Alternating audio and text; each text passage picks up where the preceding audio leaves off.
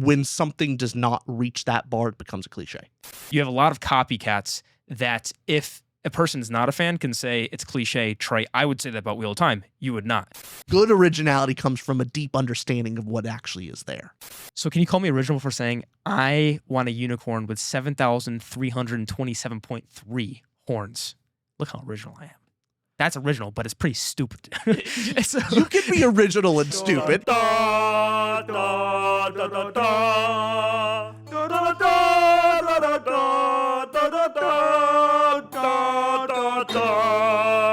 Welcome back to another Tutor Ramble episode. I'm one of your hosts, Austin. I'm your other host, Richard. When do tropes become cliche? That's the topic of today's video. Tropes and cliches, what are they? And what is originality? When do you become jaded? What is AI? I went down a lot of rabbit holes there, but this is an important question to ask because it's come up often in our book reviews where we say something is, oh, that's cliche. Yeah. Oh, that's a trope. And you hear it in other reviews as well. And we kind of just wanted to explore, what do people mean by that? What do we mean by that? And is it a fair criticism as well? That's what we're looking at. Are you excited to discuss? I would like to discuss this. I'm jazzed. What about, are you jazzed to discuss this with me? Good to have that follow-up. No. But I am jazzed to talk about it. A discussion to you is a monologue. Yes. Ideally, that's what, the best type of conversation is one where I speak the most and the other person speaks not at all. No, not even least, just nothing. Nothing at all. Yes. You're such a cliche. That's the best type of conversation, right? Yes. Everyone just wants to hear themselves talk. Maybe that's just me. Great interviewers here. Okay, so just to set our definitions first of what a trope and cliche is. A trope, and this is what you can look up as a definition, and also what I agree with. Let's see what you think too.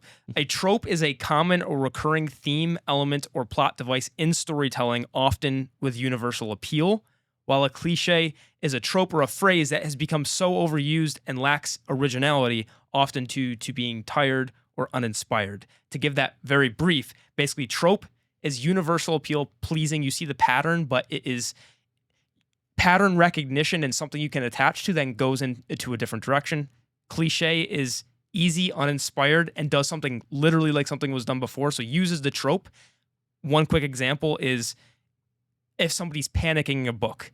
It's a trope. People panic. That's an emotion. Maybe trope's even the wrong word. Just, hey, panic in a book. How do they describe the panic? Versus if someone's panicking in the book and you hear they let out a breath they didn't know they were holding. Ah, yes. Then, okay, yes, they're panicking. However, you used a cliche way to explain that panicking that's so unoriginal, trite, and it feels like AI. It feels awful. Do you agree with that definition at all? Yeah, it's basically a cliche is,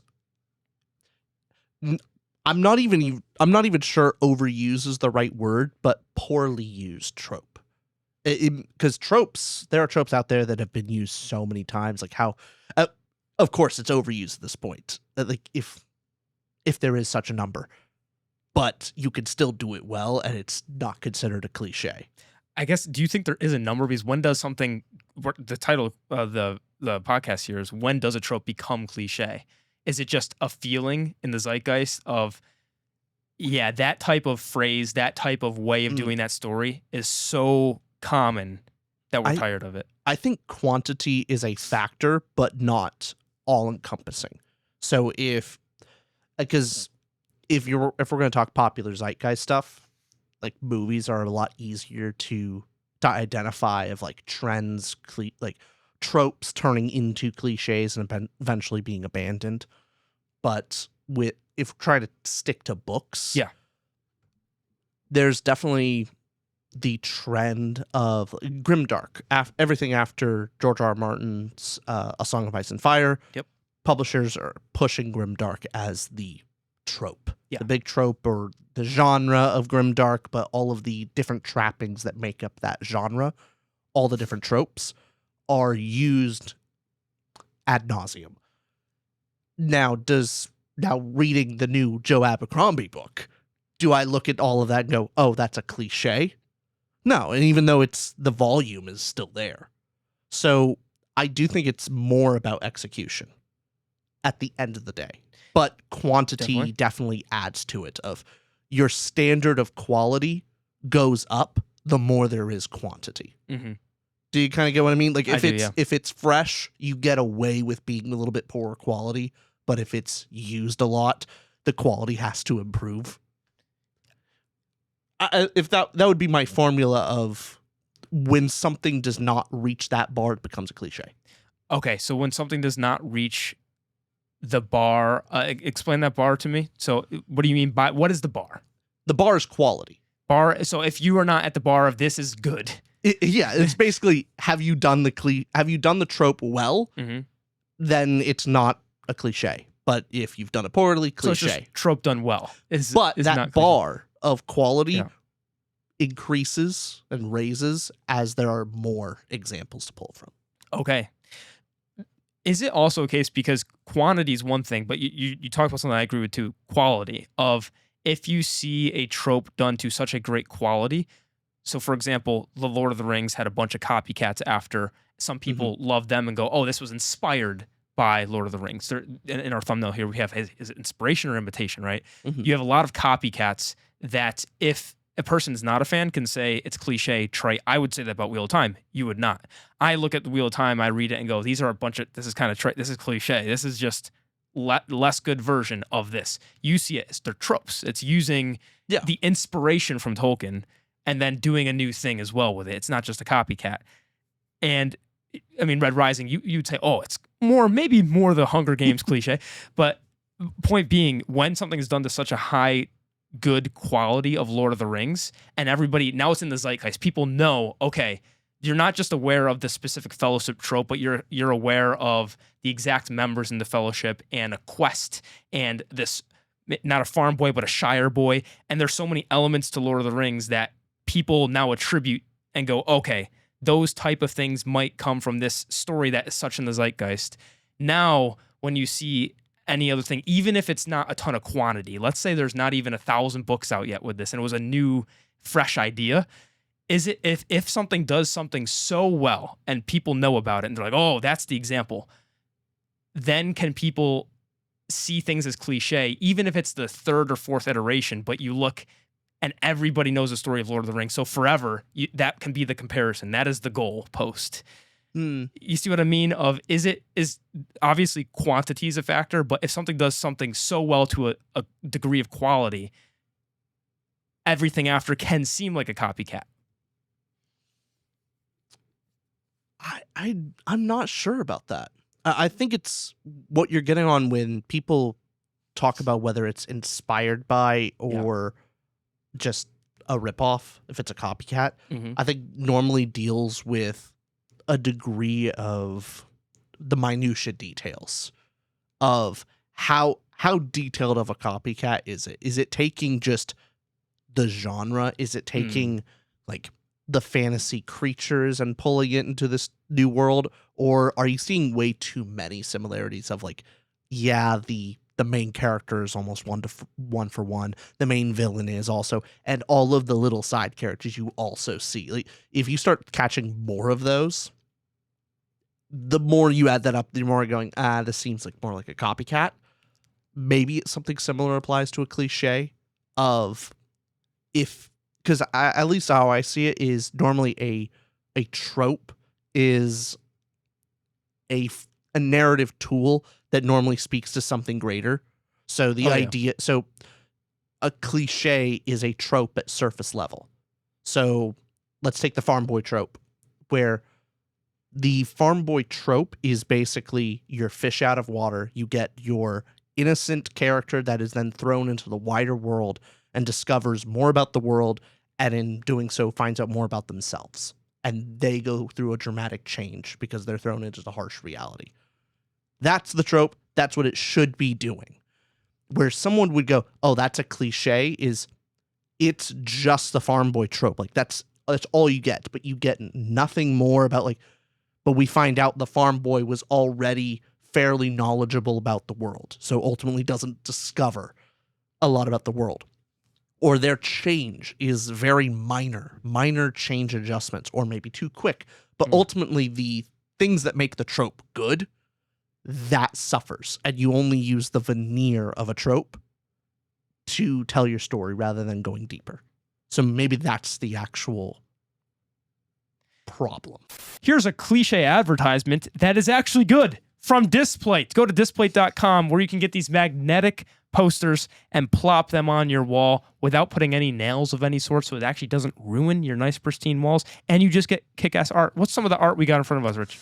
I mean, honestly, we got two different dragons, kind of stained glass looking, but they got stuff from all your favorite projects, Lord of the Rings, Warhammer, Wheel of Time. I got that one in my room.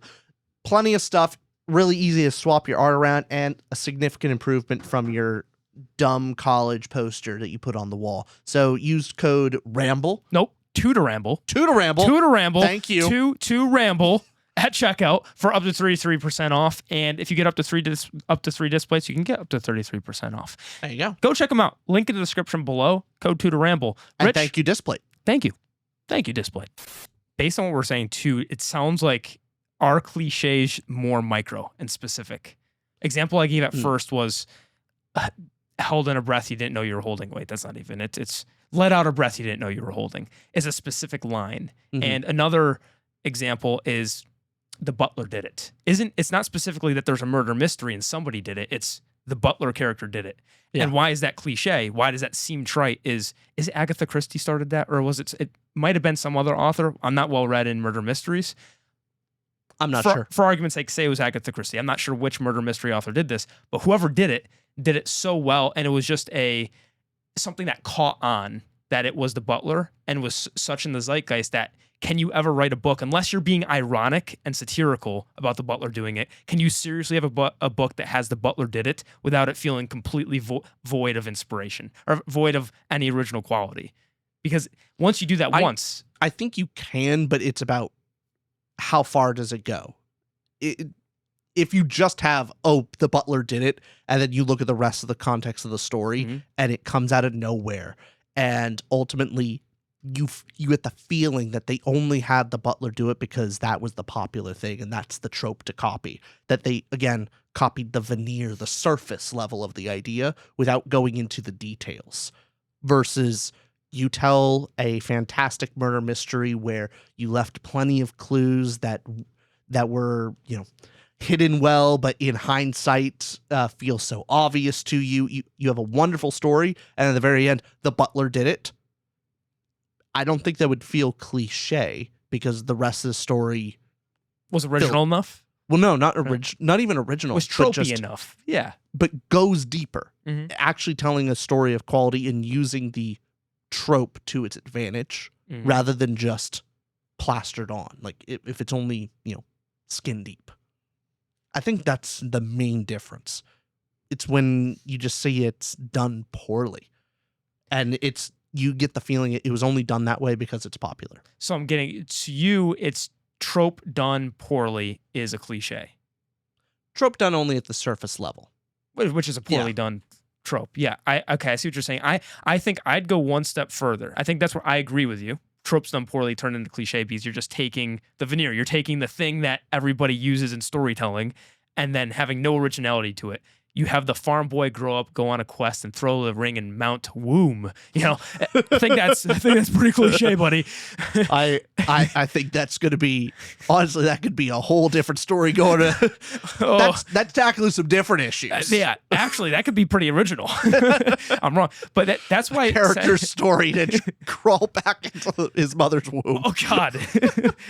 That's very original, actually. So that's where, when you get into parodies and satire, Discworld stuff, that's where you can get so original because you're so aware of the tropes and the cliches that you use them to your advantage that it becomes original. That's another whole thing about parodies and satire. But so point being that a story can be done using these ideas and tropes. All of it is done very well, but because it's just done so many times that people would see it as cliche. I think some aspects were because I think cliches are more micro. Okay. Take tropes are generally, you're going, hey, genre tropes, story tropes, archetypes. We're using tropes in this term. Again, going back to trope has universal appeal, pleasing. Just keeping it to that. But tropes can be, again, murder mystery. Murder mystery with a Sherlock Holmes-esque character, a detective who has this noir feel. Take whatever tropes you want to do. There's plenty of stories that can do that well. The cliche then gets to the minutia of the certain line you've heard over and over again, or the certain way that trope is done. So the trope is done with this noir type character, and then if the butler ends up doing it in the end, if you're not doing something that to the reader seems original, then people will kind of be like, the butler did it. What are you talking about? Or held in the breath you weren't. We recently read, this is videos coming out later, but we recently read Abercrombie's book, The Devils. And yeah, it's Suicide Squad in this grim alternate universe, alternate fantasy Europe. Yeah, and not spoiling it whatsoever. Just this story has that trope. That doesn't mean it's cliche, but then there were some things in there that I went, oh, that's pretty unoriginal. But even though I liked the book well enough, it wasn't my favorite thing. But there was some humor in that book that had a line that I went, oh, that was the line. I'm trying to think of one of the lines was. There was, again, this is very light stuff, but it was that sitcom-esque pointing at you, other person pointing, going, I don't want to give a scene away, but essentially there was a very... you got a punchline that you have seen before, almost the exact same way. Yes, I got a punchline that wasn't used ironically. It was like, that was the punchline, the punchline in the book. And by the way, this isn't the whole book, but it's just one joke in there. I wouldn't call the book cliche. I would say, oh, that was a cliche line. That was a cliche humor scene because you've heard the punchline. Why did the chicken cross the road? Yeah. To get to the other side. You're going to go, well, why would I laugh at that ever? There's also the other cliche that I remember reading from another one of our favorite fantasy authors. Oh, who? Guy Gavroche? No, Terry but Pratchett? I don't want to spoil the series, so I'm just keeping that part vague. Okay. But where it does the cliche thing of, like, the very first entry is the character, one of the final books in the series, the character's like, and I'm finally happy, and just, like, starts going around saying, like, oh, we're gonna grab a beer when I get back from this mission, and just, like, constantly going to all these characters. Yeah, don't mention the series, but... basically saying goodbye without saying, like, oh, we're gonna, I'm so glad we're friends, we're gonna grab that drink after. Wink, it's like wink. going, okay. I get it. I understand the cliche being, the character that gets to kind of say his goodbyes without really saying his goodbyes. You read it and you go, oh, this is predictable and unoriginal. That's the feeling that you get versus trope where you'll feel this appeal of, oh, I know this type of character. I know this type of storyline. I'm fun to see the journey. Where does this go? How are you going to use this trope to make the story fun?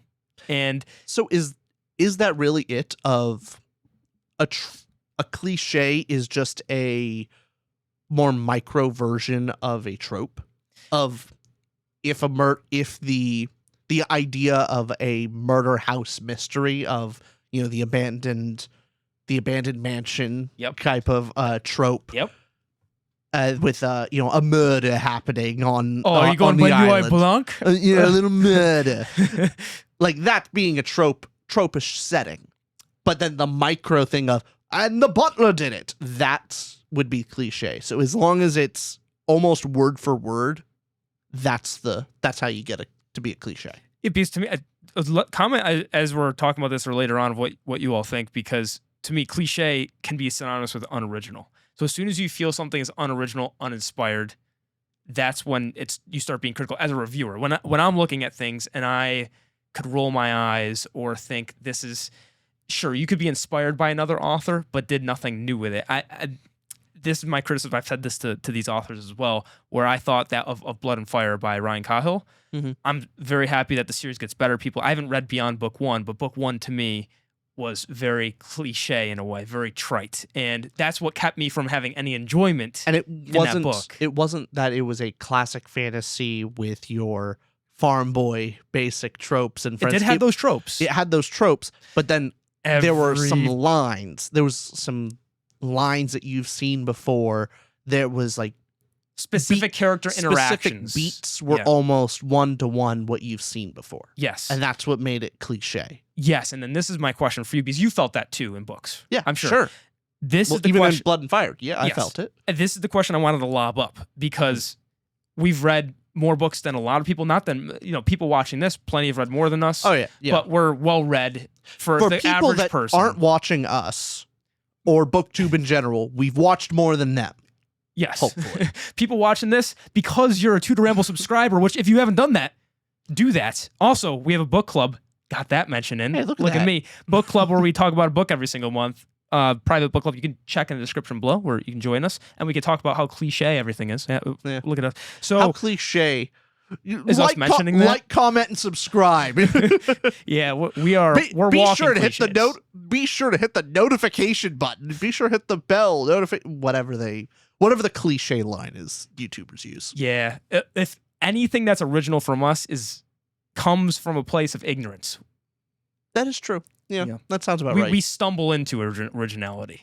So this is what I wanted to get down to, is because we're decently well read, is one man's cliche, one man's trash, another person's treasure, where if you were introducing a kid even to this type of thing, and they heard the line, let's go back to that, I let out a breath I didn't know I was holding. That line that obviously we've read and heard that before, people know in the zeitgeist, that's a cliche line. Take a reader who has is not read it. Middle school maybe even, is reading something and going like, oh, again, use a better example, but maybe that line, they go, let out a breath you didn't know. That's a powerful line. Or the butler did it. Whoa. What? I didn't expect the butler. Yeah. I would agree with you. So how do you take that? Yeah. Trope and cliche to some degree is in the eye of the beholder, eye of the reader. If you haven't read that trope before, the first time you're introduced to it almost can't be a cliche. Until you recognize a it, right? cliche is by referencing other material. That's the nature of a cliche. So if you haven't read anything in that type of genre before, there are no. Maybe that's the best part. That's the best place to be. Is fresh in a genre. There are no cliches. They don't exist to you because everything is new. Everything's fresh. You are a child looking. Maybe we become jaded in this world because we're so used to the blue skies and the green grass. And when a kid goes out and sees flowers in their first spring, they're so excited because they haven't been pounded to death by life. Basically, it sucks to, like, the more you read, the less reading is entertaining. And that's where you get to modern art, where just give me something new. Give me a square. Just give me a really sexy square. That's what every modern art. I want it. I want a white box on a black canvas to symbolize the emptiness of the universe that is all encompassing our small existence. Powerful. Fucking I hate modern art so much. So then this is my lob up. I'm going a series of lob ups, and we're not even at the lob of all lobs yet. Okay, the next lob is. I feel like you used lobs. I feel like did I do you a cliche. No. What What you did is you're trying to avoid using a sports term for my sake, and I appreciate that. No problem. It just makes you sound worse. I was gonna go alley oop. Yeah, You know an alley oop. You've told me before. So I just keep saying lob. He kicks the sports goal. The goal. Yeah. I just wanted to acknowledge I appreciate you avoiding the sports terms for me. No problem. So you get the term of a lob, passing off. Yes. Okay. So this is where it comes to. I wanted to use the example of Pulp Fiction for this because Pulp Fiction came out, obviously wasn't the first movie, and this is not spoilers to the movie. It's just the structure of the movie. It wasn't the first ever movie? It was not the first movie to could have fooled me to do the non-linear plot of the movie is structured where it's not your traditional act 1, 2, 3 happen in order of the events that you see. Things happen out of order. Was not the first to do so, but it revolutionized that in a way for how the dialogue also worked, but it revolutionized the way that crime films and mob film, not mob, what's the right term for Pulp Fiction? Just crime pulp films. Yeah. There you go. But there was copycats for up to this day on Pulp Fiction and how those characters worked their interactions where you go, oh, they're just doing Pulp Fiction, right? to the point where some people that have read, I love Pulp Fiction when I watched the movie. I love it. But some people have seen the copycats of Pulp Fiction and that type of that pulp movie, that Tarantino-esque style that he made so popular, that then they go back to watch this movie that came out in 1994 or the 1990s, and they go, oh, this Pulp Fiction thing is cliche. This Pulp Fiction thing is just trite of all the other stuff that actually was inspired by the originator. Say that as well for somebody who reads good in our book stuff, Lord of the Rings today, or Game of Thrones, Song of Ice and Fire. You read something, then you go back and you go, oh, Lord of the Rings has this good versus evil, okay, all these very boring cliche things because I've seen that done. Actually, the genre's revolutionized since then. I've seen so much more things you could do. Point being, what do you think about how much credit the original should get? And can you ever call the person who created the cliche creator, how can you call that cliche? Or again, is that just a subjective thing from the viewer's point of view? Things can feel cliche to a reader without it being, I think if you're trying to say if something is objectively cliche, you do have to look at the chronological order of things, because there are milestones in storytelling that basically set the trend of, like, obviously Lord of the Rings being a trendsetter, and all of the different epic fantasy-esque stories after that were heavily inspired by Lord of the Rings. Obviously, you don't look back at Lord of the Rings and go, oh, that's incredibly cliche because look at all these things that came after. Yeah. Duh. Like that, I just don't... don't... be objective to a sense? That's the objective sense. But someone's personal feelings of, oh, this felt cliche to me because I have read the things chronologically after this work. Because that happens all the time when we go back to read classics. Like the fact, right now, reading the Count of Monte Cristo. Don't give me anything on that. I'm not giving you anything about it, but it is... this is not a spoiler, but it's a revenge story. Yeah. We've seen a bunch of different revenge stories afterward where I'm reading and going like, I see where the origin of all of these types of revenge cliches, these tropes come from. And who knows, that could have been inspired off something, but that revolutionized it in a way. It is, that one's Count of Monte Cristo it. is known for it. It is a trendsetter. It is like a benchmark Yep. that a lot of other works have been inspired off of. So to me, I can look at moments and lines and think, oh, this is cliche. But I know intuitively, no, that's not cliche. This is the trendsetter. I shouldn't put respect on it. I got to put a little bit of respect on it. Yes. That's kind of how I was reading a bunch of different stories, especially when we read Pride and Prejudice. Pride and Prejudice. That's the great example. That's at the time, like reading it, I felt like, oh, there's some cliches here. But then realizing, no. This is the story. This is where every other cliche is made off of. The Mr. Darcy character being like the trope and everyone else is the cliche. And it's, but at the time it felt like a cliche. That's a good point to make, because when you're reading, especially a classic, and you've read so many imitations, things that are inspired off of the work, it comes on to expectations of when you're going to read a book. When you're going to read a book, obviously expectations matter, because how disappointed will you be? Will it exceed those expectations? You're going to walk into a book from your favorite author with a certain expectation.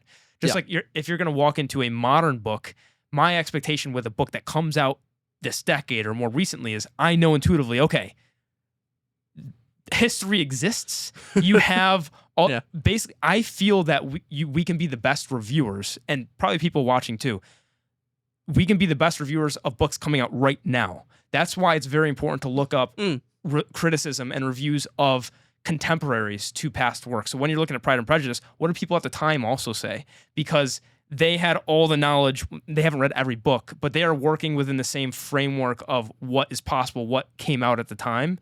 So when you see your parents' generation or grandparents' generation saying, look at this classic, look at this, like that was that movie, that book floored me when I was a kid or growing up as a teen, and you could watch it now and go, really, that thing? Well, we have the privilege of time where we've seen all these things and copycats afterward, to where when Breakfast Club came out, still an awesome movie, still awesome, but you've seen a lot of just teen romps like that since then.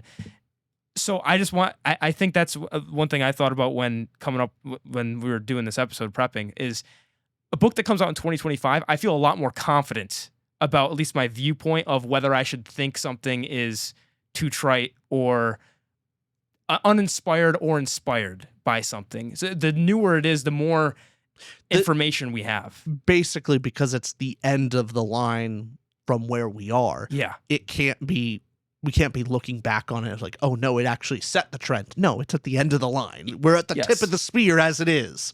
Yeah. So everything else is, if we are sensing a feeling of clichéness, of it being trite, it's more objective since it's recent and we can judge it on that basis. Yeah. And of course, we haven't read everything. That's where you use community of, everyone pools together their reviews and somebody brings up, what about this is just a copycat of this? And so we can't have all the information. But do you agree with that? Do you think, because it's much harder to go back to classics, like you said, and turn your brain into, okay, let me not think this has to be the newest, freshest thing ever mode. Sure. But this does get into, it's something I do want to bring up of, yeah, I feel like we're talking a little bit about originality of like how detailed and all this. That was the next lob. Look at you go. There we go. Look at that, carrying a conversation forward. But there are plenty of authors out there. Some of my favorite authors where they have very clear inspirations and like outwardly saying like, yeah, this line basically, this line comes from this story. And it's a rehash, it's a remix of it, and you can see the clear inspirations. Yeah. How is it different? How is that different from an inspiration to a cliche? Because that is micro. When you're going to, this is inspired by, it's, no, you can see exactly the work it came from, almost line for line of like, right. But with slightly their own words or change a word in the sentence, but it's almost one-to-one. What's the difference between them? So there's one series we know that does this. I mean, you could say this because this isn't a spoiler to it, sure, at all. It just uses an inspiration. It gives props to a prior work, which is Chris Ferracchio's Sun Eater, has a way of ending chapters, a chapter in the book. Well, it has a way of ending books that is almost one-to-one with a book of the new Sun. Yes, and it's just a line that is a curtsy, in a sense, but also it doesn't give a plot point away. It doesn't do anything of the sort, but it's a curtsy. It's a nod, and I think obviously intent matters. Where I think the Butler did it that we talked about, or held a breath that you weren't holding. That part, the humor that we brought up of a punchline you've heard 1,000 times. When the intent of the line is to get an emotion or an actual plot point or a beat to try to impress you. So if the goal is, okay, the joke is trying to get a laugh. If the plot point, the Butler did it, is trying to get a shock value.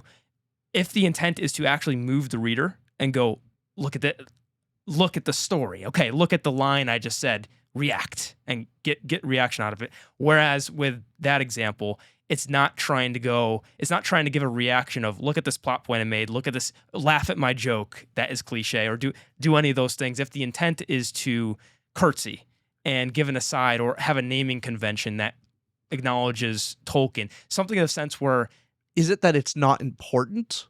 That it's not part of it. It's not a consequential part. If the inspired line is not a consequential part to the story, is that lean more than it's inspired? But if it's a consequential plot point, if it's a consequential moment of the story, if to some degree, then it's a cliche? The micro ones, yes. I'd say you can be inspired by tropes. Yeah. As in, I was inspired by A Song of Ice and Fire, and I want to write gray characters. Sure. Again, those micro problems, yeah. I'd say, do you agree with that, or do you have a different way of looking at it? I think if the cliche is all you have, then it is a cliche. But a cliche taken a little bit further becomes a less. So if you started the cliche but it goes somewhere else, I think that's almost like if we're talking about specifically a plot point. Yeah. If a plot point is almost ripped directly from a prior work, but it goes in a different direction, then it's like, okay, then it's not a cliche, even though it started that way. You're using the trope. Yeah. Yeah. So it's all about like where do you go from there? If Right. it stays on the same path, then yeah, then it becomes more annoying or less inspired and more copycat-esque. And it's in the same way of you can't call a piano note cliche. You can't call a certain musical sound, oh, I've heard that note before. Well, of Yeah. course you've heard the notes, just like in the English language. Yes, you've heard the words used in different orders in sentences. The trope part of it, the inspiration is, oh, I listened to a song. I'm inspired by their method of songwriting. I like their tempo. You're the musician. What are you inspired by, Rich? Is Yeah, your no, jazz soul? Here, actually, Oh. good example. I have You a have fun something. book. Yeah? Where it at? I got it somewhere. What's it called? It's there we go. What is that? The Real Book. Oh. So this is a whole list of songs that are basically there for you to riff off of, like they're classic line. So classic songs like I Ain't Got Nothing But the Blues, Duke Ellington song. However, the best part about this book is you can play the song if you want, but the chord progression is what a lot of jazz musicians will use. And so you can just riff on this progression and make your own song. And so, hey, I want to play I don't know. I'm trying to come up with one that I actually know. Like, one that man, I don't remember a lot of You these didn't read the ones. book yet. Rosewood. There we Okay. go. Rosewood by Woody Shaw. I mean, you could then take this, B minor 7 chord and then just alter it. Hey, let's change that let's transpose from B minor 7 to I don't know, G blues. Start with a G blues scale. But the main thing is this is a bass line that you can use off of and riff. And so if you played it line for line, note for note, and even threw in the lyrics at the same time, you're copying it. You're playing the song. But you can also take this and just use the chord progression to make your own song. So that would be a trope. Like, okay, yeah, I've seen this chord progression before, but you've added in your own solo. You've added in a different line. Hey, you transpose this. You transpose the whole chord progression into a major octave.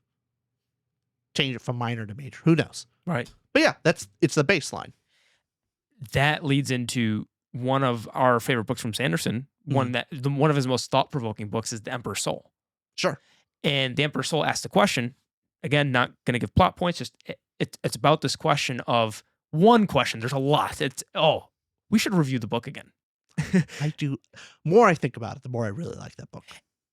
Because of how much it makes you think about one of many questions. One of them is how much artistry and credit and skill should be given to imitators, to copycats, to plagiarizers.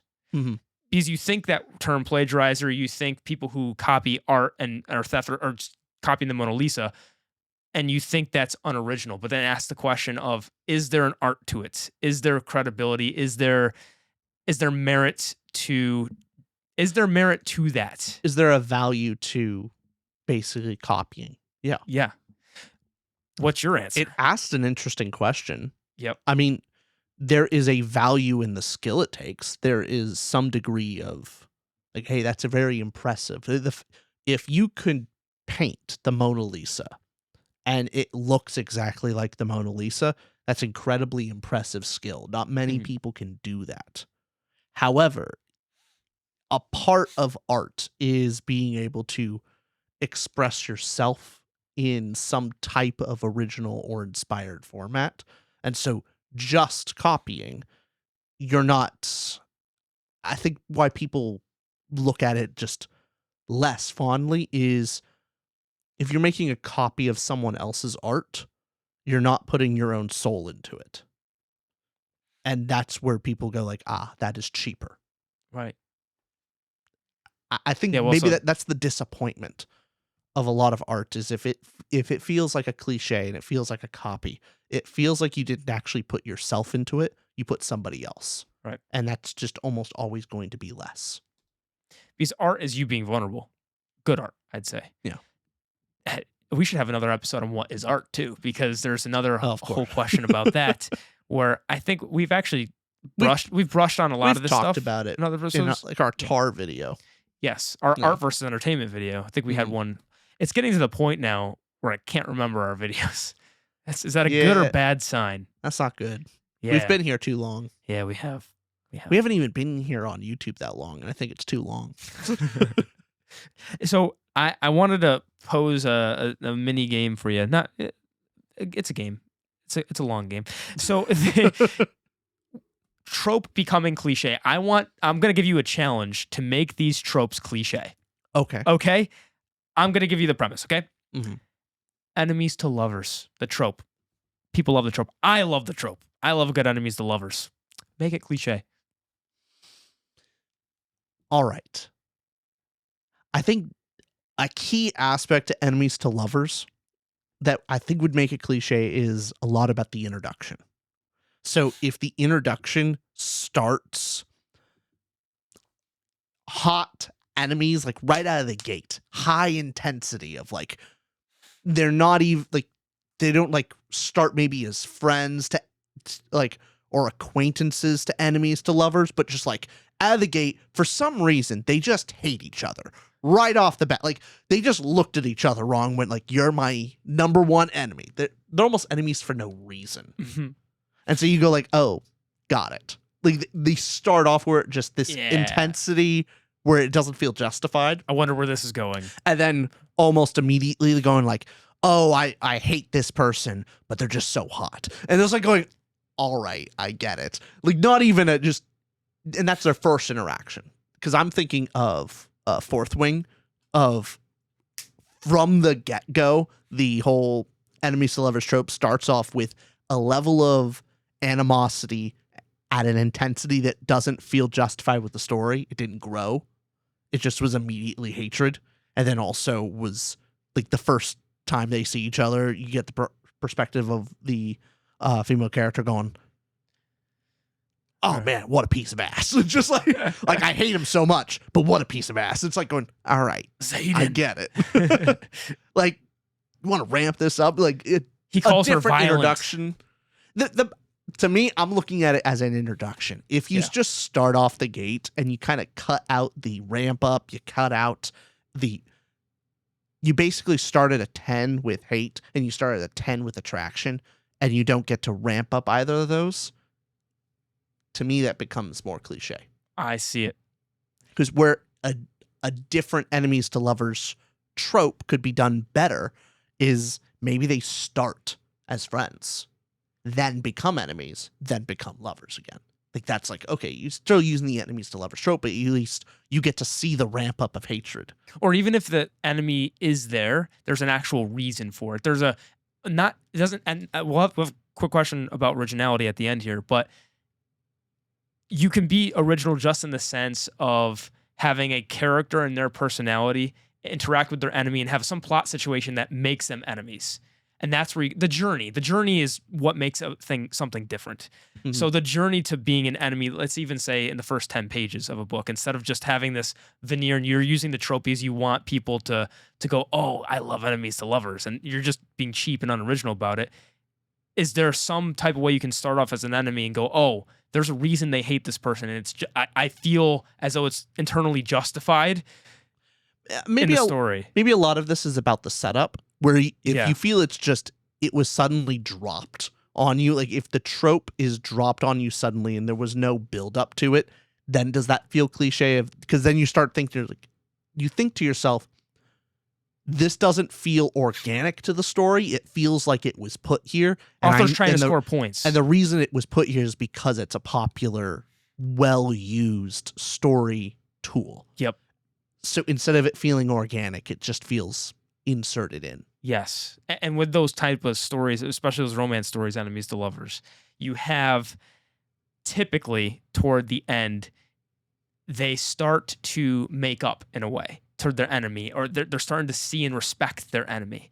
And Mhm. this happens. It's part of the trope. Yeah, that's right. Good. You're still Yeah. following the trope. But then as soon as they're starting to trust that person, they find out a secret the other person's been holding, or something that Yeah. makes them then pull back and go, I was just starting to like you. And then, oh, you lied to me as soon as I just poured my heart out, or whatever it might be.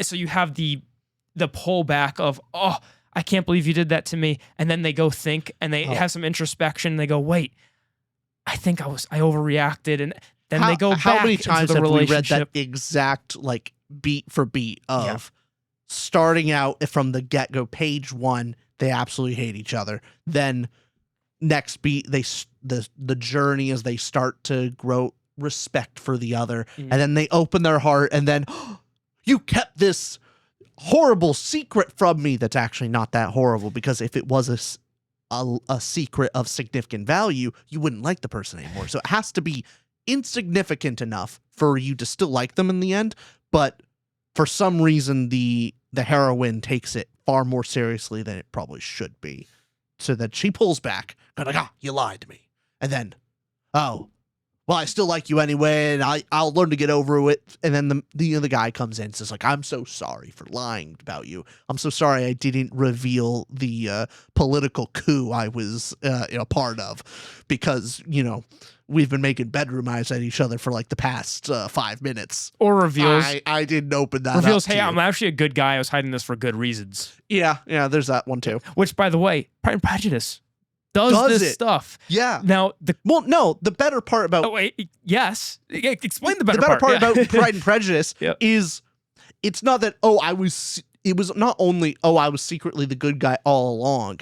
No, he actually had some opinions and actions that were ill-advised. He goes like, I was wrong to do this. I was wrong to think this way about you. Wait, he was And prejudiced? I know. He was prejudiced. He had some pride? He had some pride. Oh. But no, he was a mixed bag of, he made actual mistakes, not, secretly I'm a perfect angel, but I have to play the tortured villain. No, he wasn't that. He's a guy. Mr. Darcy is just a really cool guy that, like, he's made some mistakes, but also he does his best to make up for it. And overall, he's a much better person than our heroine was led to believe. And that's part of it too, because if you're reading these stories and that exact plot beat happens, because each of those shares, Pride and Prejudice, the Aquatars, they share the tropes.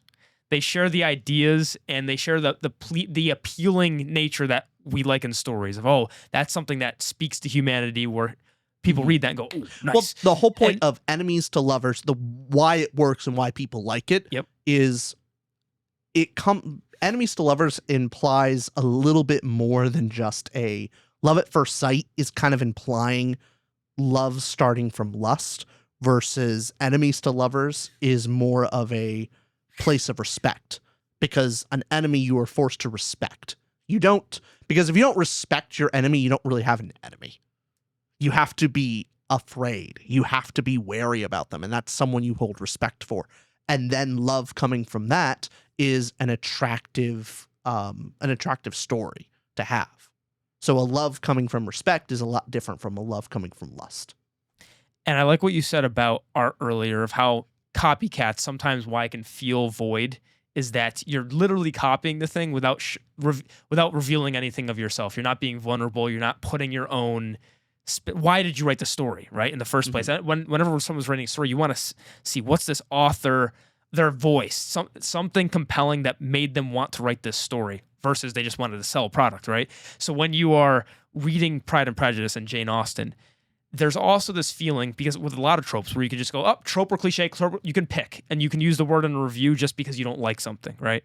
We've done it. And so when you have Pride and Prejudice and you see these satirical, funny characters, and you're smiling at lines, and you're going, this story has a soul and heart, you can give a lot more credit, even if it has that trope that you could call cliche in another book. And like you said, you explained how it's a bit different.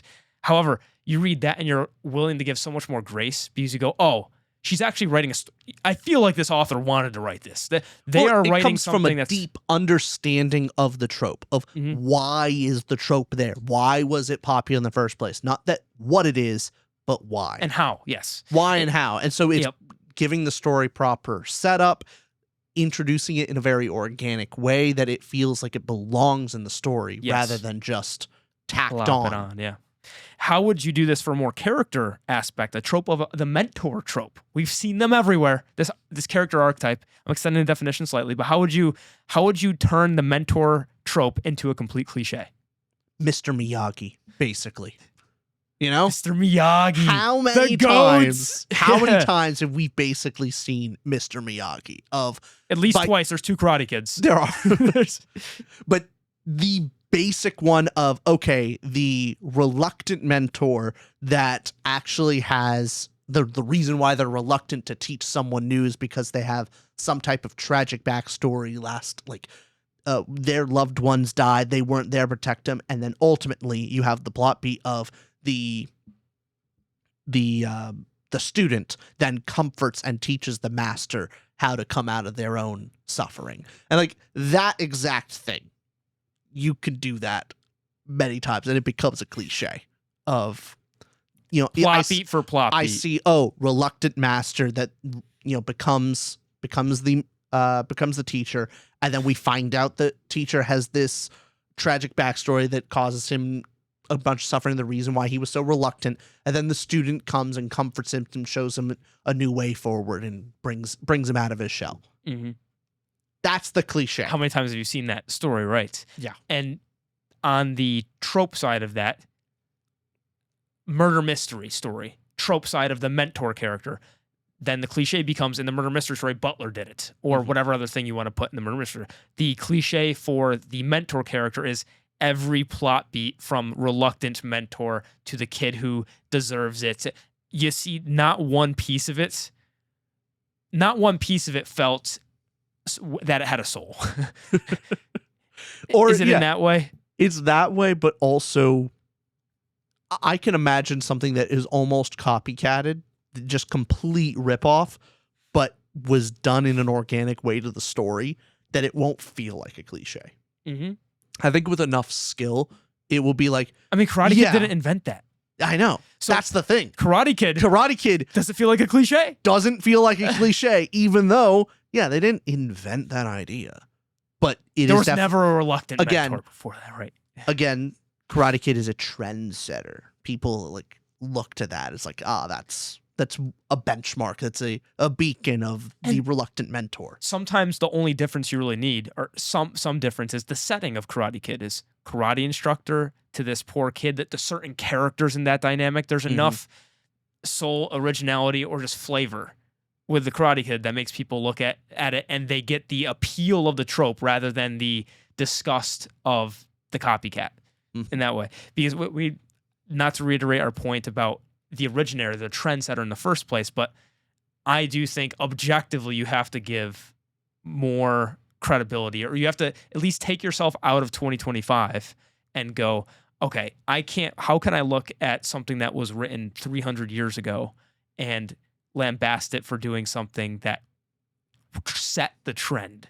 Yeah. The book was not written for you, it was written for people 300 years ago. So there's got to be some of that aspect. But I got one more quiz for you. One more question. Okay. Because this one, you see it all the time. The comic relief character. What makes you hate a comic relief character or like one? Because humor is very subjective. It's a very hit or miss. When does it just feel like, eh? When they undercut the actual emotion the scene is going for. When they feel like they're taking away from a scene. Mm. Compare Jar Jar Binks as a comic relief character where there's an actual serious scene going on or there's some type of emotional beat, and then you have Jar Jar coming with just slapstick humor and farts on screen and walks away. It's distracting. When your comic relief character is distracting, get him out. Versus one of the best movies of all time, Don't Puss say in Blues Boots. Brothers. Puss in Boots say 2. Blues I Brothers. didn't say Blues Brothers this time. To be fair, there's almost no comic relief in. They're all funny. Yeah, there's no relief in Blues Brothers. It's just It's just comic. It's just comic. Puss in Boots 2. The one of Last Wish. One of the best films ever made. Yes. One of the best cinematic experiences you can experience. Who is your favorite fearless hero? I mean, Puss is my Puss in Boots. But Perito, the comic relief character, is done so well because he never distracts from an emotional scene. Better, he actually elevates it. Enhances the story and the message. Yes. Incredibly so. That movie's perfect. It is a perfect movie. So good. But I'm trying to think of different comic relief characters in novels that we read. You have that all the time with when you have your fellowship. I mean, yeah, sure. You have Wheel of Time. Wheel of Time, but better one to bring up that everyone should know: Lord of the Rings. Yep. Merry Pippin. Yep. What works for that instead of Merry Pippin being often the butt of the joke in the sense of, they mess up, they cause some.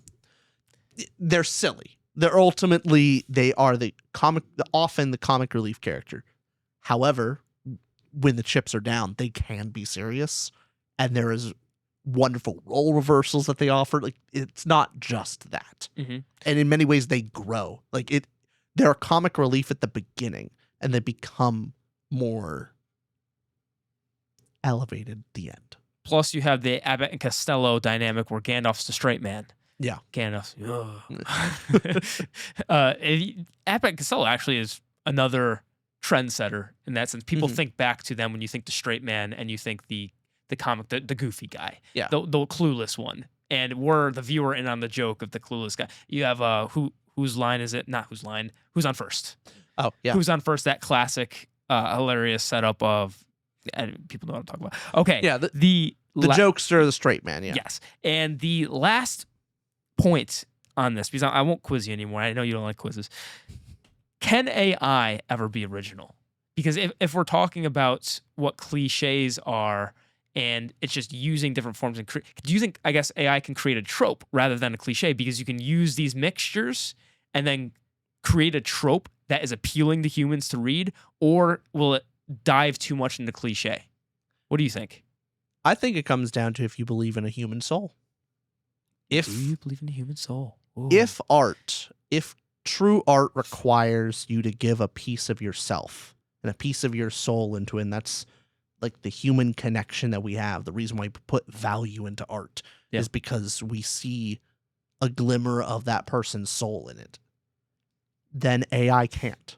AI can never be original. AI can never be more than the cliche. So you believe we don't have souls? I don't know. Honestly, the more I think about it, the more I lean on the idea that we have souls. So you don't then, okay. Are you changing your mind on AI a little bit? No, that's my point. I mean, it'll get good enough where it can copy souls? It can get it so good that cliche is still received well. You know what I mean? Oh, I thought I was interpreting that as you saying if you believe we have souls, then the AI is not a soul, so it can't mimic humans. But that's my point. Am I misunderstanding you? Yeah, no, it's a slight difference. I think AI will get very good, and it will get very close to, it'll make very passable stories, and it'll get very hard to determine the difference between AI and human. However, will it be able to move us to tears with some degree of originality and set the trend? I'm not positive about that. Okay. Got it. So you think it can get basic entertainment that's... How many authors out there write very cliche novels? Right. That's where a lot of people start, because they copy what they know, but they don't completely understand why that trope became a trope and not a cliche.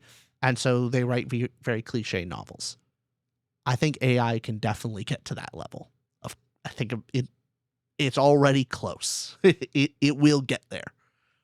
But will it be able to write, replace Hemingway?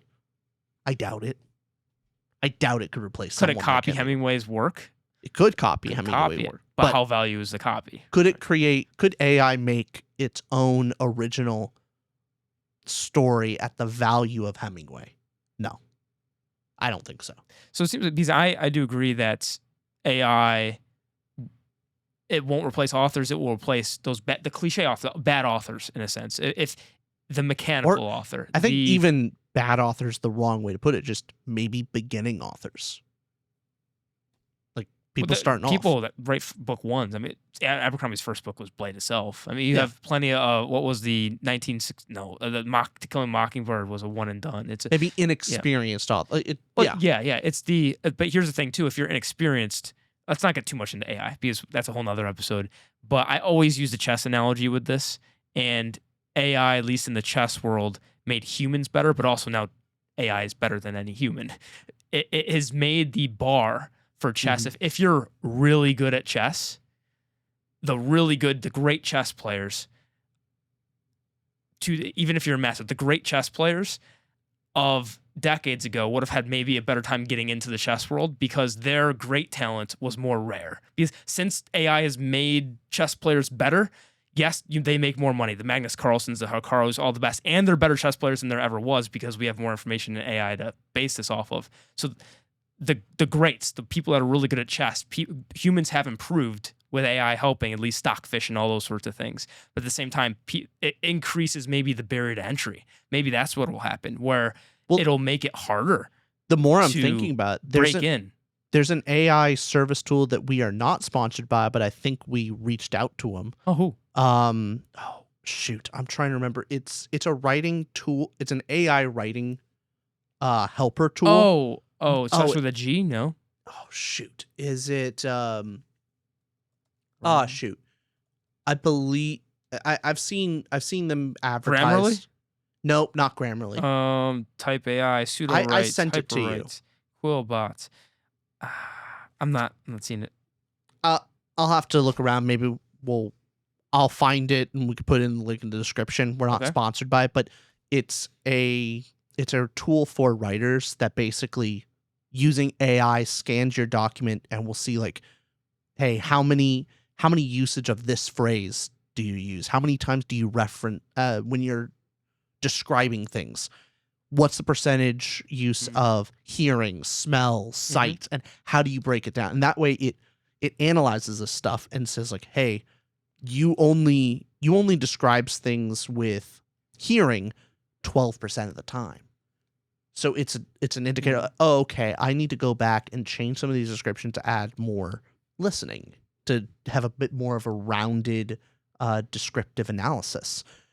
That kind of tool uses AI to like compare and notes and like for you to improve it on your own. Right. That could be, take that to, another 5 years from now and it being far more available. Maybe we'll have just generally better authors because they can learn from these types of lessons on general structure and descriptive analysis. Just I could totally see that. Like, hey, because often that is one of the bigger problems with newer authors and indie books that we'll read is I'm confused on where we are of like, I can't picture the setting that the scene is in. Yeah. That's a hard thing to do. It actually is difficult. AI could maybe really help with that aspect. So maybe it will be like chess. Maybe. And I think this entire episode we've been talking about cliches, tropes, and we've been talking about it in order to get the lob of all lobs of lobs. And that lob is we're assuming originality is possible. Yeah. Is originality possible? What is originality? That's a video. We'll see you next. God, no. Originality is just, it's more than one idea put together. So it's combining two rocks. Yes. I think you almost have to be that reductive or nothing is original. Is it, so the empiricism essentially is that the empiricists believe that everything it starts as an idea and everything are ideas. Oh, sorry, I flipped that up. Everything's impressions. So you see a bunch of impressions, and for example, a unicorn is an idea, and that idea of the unicorn comes from multiple impressions. It comes from the impression you get of looking at a rhinoceros and something with a horn, and it's the impression of a horse. And then you create the idea of a Pegasus, of a unicorn. You create that because you know what a horn is and you know what a horse is, and you create those two impressions and create something new and original because you combine things that you've seen. And the same, likewise, of if you are to look at different colors or different, you get the point. It kind of goes down the line of these multiple ideas, combine them. Sorry, multiple impressions, then create this idea. Do you follow that line of thought where you think that's how originality is created, at least in the sense that we're using the word? I think so. Generally, I think that's kind of my baseline. And maybe something can be barely original of like two very standard ideas put together that you haven't seen before. You go like, yeah, but those two things are very popular and put together is fairly obvious, but I guess it's original. And it's like, fair enough. So can you call me original for saying I want a unicorn with 7,327.3 horns? Look how original I am. That's original, but it's pretty stupid. You can be original and stupid. Going back to those goddamn squares. This brings us all back to not all originality is good. That's why lean into tropes. Lean into, hey, unicorns are cool. That's a cool thing. Freedom is overrated. Unabashed freedom is chaos. Beauty is within order. Rules. Freedom within the boundaries. And it was like, oh yeah, coloring book outside the lines. No. You have to understand art very well to draw outside the lines and make it actually beautiful. You want a better shot at being beautiful? Actually, like, stick within the guidelines. And then once you understand the guidelines, then you go outside. That's fine. I'm just saying chaos is generally superlatives. No, always. Chaos is ugly. Order is beautiful.